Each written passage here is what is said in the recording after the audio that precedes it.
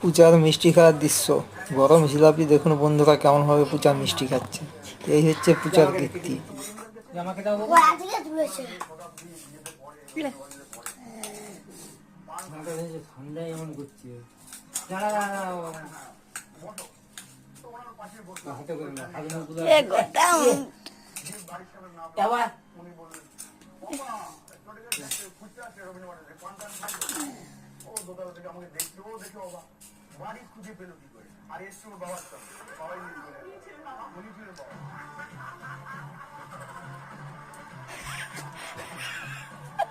ভালো ভালো ভালো, দাঁড়া তুই খা।